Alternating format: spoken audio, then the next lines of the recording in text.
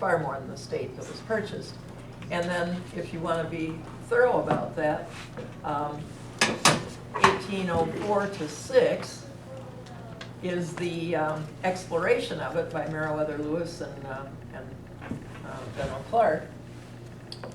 And that's when they first went out, to across land, overland to the Pacific Ocean and so on, and claimed all that territory in between. Further down, things were happening both here and abroad again. Over in London, England, in 1848, Karl Marx and Engels published the Communist Manifesto. The communists had planned to have revolutions all over Europe that year, and this was, they got this out in February so that, when it got hot in the summer and they got their riots going and so on, they thought they could have something big, but it fizzled. It just plain didn't move well. And by the way, they had originally named the thing the Socialist Manifesto because socialism had such a bad name in Europe by then, they thought, well, we'll change the name and then people think it's something different. So they called it the Communist Manifesto. So there's all kinds of professors now that spend endless amounts of time trying to distinguish between the two, or telling you this, that, or the other thing about them. But realistically, it's all the same stuff.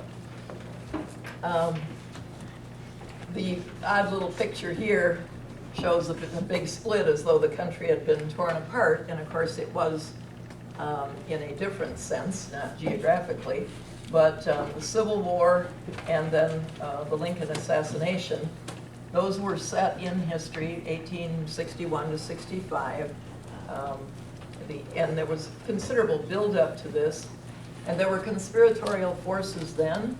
The British were instrumental in funding abolition movements in the North and secession movements in the South.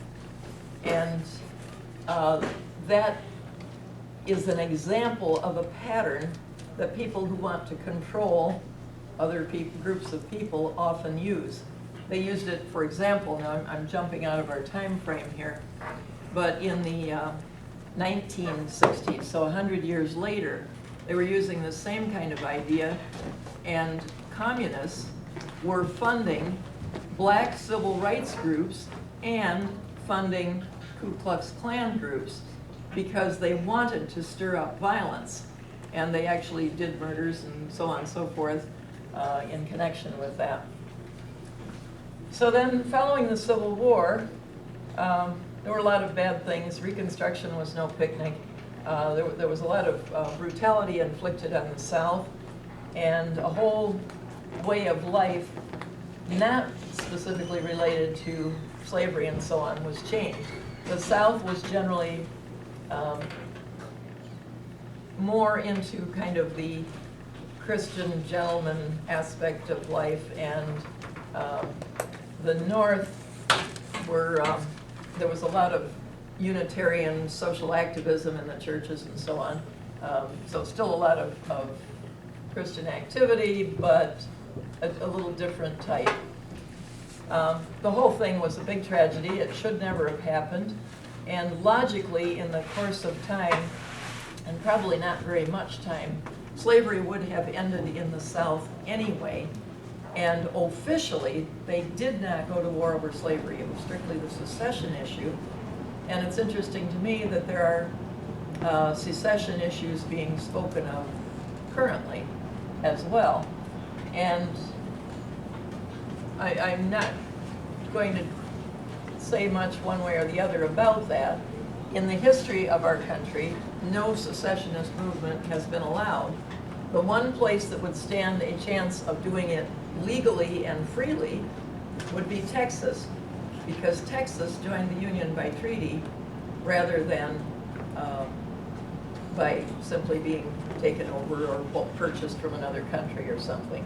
Texas had been an independent republic for a time, and then when they decided to join, they joined with paperwork. So the state, like, if they had the majority of them all wanted to not be part of the United States, they couldn't. I would assume that they would have to follow their own legislative rules and then it might go contrary to a popular vote if one were taken. Her question was whether it could happen even if the majority of the people wanted to stay. Is that what you're saying? The majority of people wanted to make their own Oh, separate thing. make their separate thing, okay. Either way, they could be, the majority could be foiled. If the majority wanted it, but their Senate didn't pass it, I assume it wouldn't happen. Or if the majority didn't want it and the Senate passed it, it could happen. Or if they both wanted it, it could, or if they both didn't and it failed. It could be like the country of Georgia or a country of Tennessee or something. Yeah, like that. So, yes, a separate thing. It's, I would say still relatively unlikely, but strange things are happening because people are getting desperate. They're seeing their country being, in effect, yanked out from under them, and the rules change, you know, so to speak. So it's hard to tell just what might come of all that. Also in the 1800s, there was an interesting little war. It only lasted about 3 months, but it was something that apparently the insiders just cooked up and created an incident to make it happen. And that's the Spanish-American War. It's interesting that the Hearst newspaper mogul hired an artist. You know, in those days, they generally didn't send photographers. Photography was still difficult and required a lot of big equipment and so on. And then often the photographs were on, you know, glass plates or something. So it wasn't convenient. So they often hired artists. Well, an artist was hired to go to Cuba to cover this war. And he got to Cuba and nothing was going on. And he said, what do you expect me to draw? There's no war here. And they said, you just do it, you know, just do what we've asked you to do, and we'll provide the war. So they did. They blew up a U.S. ship called the Maine, but it wasn't that the Spanish or the Cubans or anybody did it. It was a set-up job, and we've seen a lot of those, I think, in our own time.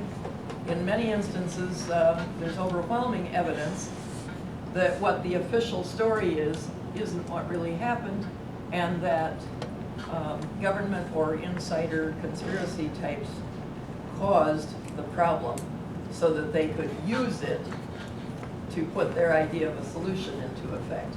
And always the result of a crisis seems to be more draconian, bad laws. Technically, they're not law because there's really an agreement of the parties and so on. But they create these situations and then they get away with passing a bad law like the Military Commissions Act of 2006 or Homeland Security thing under the American Patriot Act, so-called, so on. Let's see, I think did I mention the gold rush? Anyway, it happened. And interestingly, it was very difficult to get across the country at that time, but some people nonetheless did it, coming from the populated east here out to California, and others went clear around South America because there was no Panama Canal yet. So they had to go clear around there to get to California and the gold fields and so on. Anyway, that was in the middle of the century, before the Civil War even.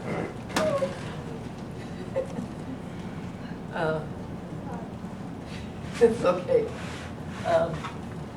In the 1900s, early 1900s, there was a lot going on. There were people called Fabian Socialists, and this wouldn't have been in the papers. Most people at that time were probably quite unaware of these people.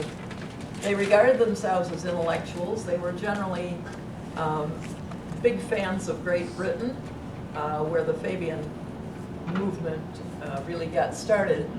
And it's named after Roman general Fabius, or nicknamed Fabius, because he was so slow.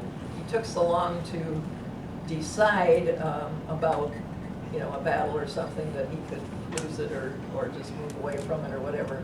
Well, the Fabians wanted socialism or communism, socialism/communism, but they arranged for slow takeovers, and so they